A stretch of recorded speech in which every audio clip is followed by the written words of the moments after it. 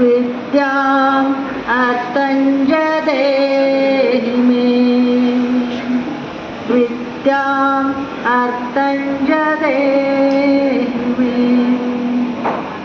विद्याम् अर्थञ्च देहि मे ಹಸಿವಾದೊಡೆ ಭಿಕ್ಷಾನಗಳುಂಟು ಹಸಿವಾದೊಡೆ ಭಿಕ್ಷಾನಗಳುಂಟು ತೃಷೆಯಾದೊಡೆ ಕೆರೆ ಬಾವಿಗಳುಂಟು ತೃಷೆಯಾದೊಡೆ ಕೆರೆ ಬಾವಿಗಳುಂಟು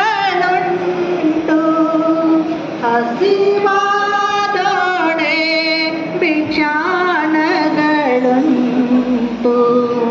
ಹಸಿವಾದೊಡೆ ಭಿಕ್ಷಾನಗಳುಂಟು.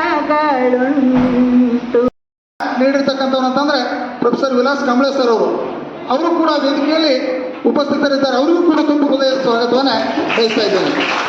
ಅದೇ ರೀತಿಯಾಗಿ ಈ ಒಂದು ಕಾರ್ಯಕ್ರಮದಲ್ಲಿ ನಮ್ಮ ಪ್ರೀತಿಯ ಕರೆಗೆ ಊರುಗುಂದು ಆಗಮಿಸಿರ್ತಕ್ಕಂಥ ಅಥಣಿ ಸರ್ಕಾರಿ ಪ್ರಥಮ ದರ್ಜೆ ಮಹಾವಿದ್ಯಾಲಯದ ಉಪನ್ಯಾಸಕರಾಗಿರುವಂಥ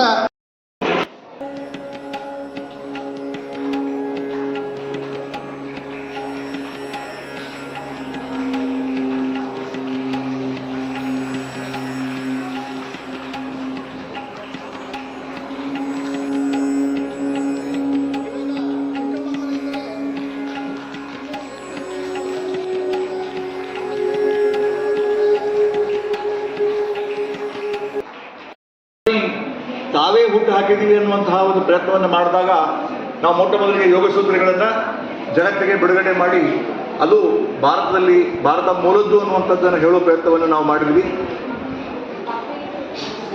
ಪತಂಜಲಿ ಮಹರ್ಷಿಗಳಿಗಿಂತ ಮುಂಚೆನೇ ಭಾರತದಲ್ಲಿ 400-500 ಯೋಗ ಶಿಕ್ಷಕರು ಬೇರೆ ಬೇರೆ ರೀತಿಯ ಯೋಗಗಳನ್ನು ಕಲಿಸ್ತಾ ಇದ್ದರು. ಅದನ್ನು ವೈಜ್ಞಾನಿಕವಾಗಿ ಕ್ರೋಢೀಕರಿಸಿ ಯೋಗ ಸೂತ್ರದ ರೂಪದಲ್ಲಿ ಮಂಡಿಸಿದವರು ಪತಂಜಲಿ ಮಹರ್ಷಿಗಳು.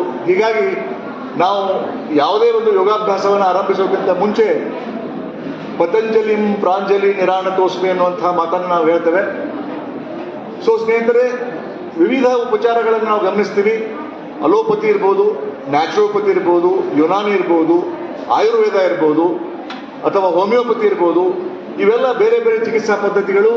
ಇವೆಲ್ಲವುಗಳು ಮಿಕ್ಕಿದಾಗ ನಮಗೆ ಸಿಗೋದು ಯಾವುದಂದ್ರೆ ನ್ಯಾಚುರೋಪತಿ ಮತ್ತು ಯೋಗಿಕ್ ಸೈನ್ಸಸ್ ಅಂತ ಹೇಳ್ತೇವೆ.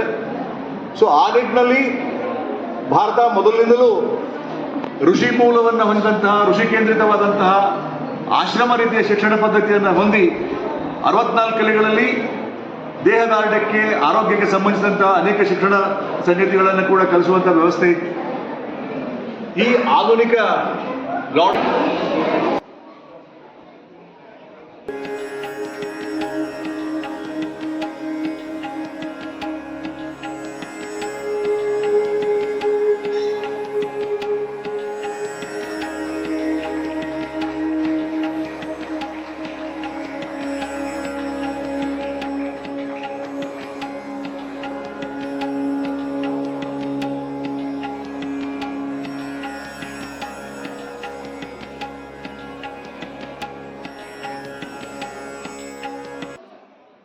ವಿಶೇಷ ಸಂಚಿಕೆಯನ್ನು ಪ್ರಕಟ ಮಾಡ್ತಾ ಇದೆ. ಕೇವಲ ₹1 8 ಪುಟಗಳ ಒಂದು ಪತ್ರಿಕೆಯನ್ನು ವಿದ್ಯಾರ್ಥಿನಿಗಾಗಿ ಅನುಕೂಲ ಆಗುವಂಥ ನಿಟ್ಟಿನೊಳಗೆ ಒಂದು ಶೈಕ್ಷಣಿಕ ಮಾಹಿತಿ ಇರ್ತದೆ. ಅದರ ಜೊತೆಗೆ ಅದರಲ್ಲಿ ಸ್ಪರ್ಧಾತ್ಮಕ ಪರೀಕ್ಷೆಗೆ ಬೇಕಾಗ್ತಕ್ಕಂಥ ಪ್ರಶ್ನೋತ್ತರಗಳಿರ್ತವೆ. ವಿದ್ಯಾರ್ಥಿಗಳಿಗೆ ಚಿತ್ರ ಬರಹಗಳನ್ನು ಬಿಡಿಸುವಂಥ ಒಂದು ಚಿತ್ರ ಸ್ಪರ್ಧೆಗಳು ಅದರಲ್ಲಿ ಇರ್ತವೆ. ಮತ್ತು ಅನೇಕ ಒಂದು ಪ್ರಚಲಿತ ಮಾಹಿತಿ, ವಿಜ್ಞಾನ, ತಂತ್ರಜ್ಞಾನ ಮತ್ತು ಹಲವಾರು ಮಾಹಿತಿಗಳು ವಿದ್ಯಾರ್ಥಿ ಜೀವನಕ್ಕಾಗಿ ಬೇಕಾಗ್ತಕ್ಕಂಥ ಮಾಹಿತಿ ಆ ಪತ್ರಿಕೆಯಲ್ಲಿ ಇರೋದ್ರಿಂದ ಕೇವಲ ₹1 ಪತ್ರಿಕೆಯನ್ನು ನಾವು ಎಲ್ಲ ಶಾಲೆ ಕಾಲೇಜುಗಳಲ್ಲಿ ನಾವು ಕೊಡ್ತಾ ಇದ್ದೀವಿ. ಆ ಒಂದು ಪತ್ರಿಕೆಗಳನ್ನು ತಾವು ಪಡೆದುಕೊಂಡು ಅದರ ಒಂದು ಜ್ಞಾನಾರ್ಜನೆಯನ್ನು ಹೆಚ್ಚಿಗೆ ಮಾಡಿಕೊಳ್ಳಲಿಕ್ಕೆ ಭಾಳ ಒಂದು ಉಪಯೋಗವಿದೆ.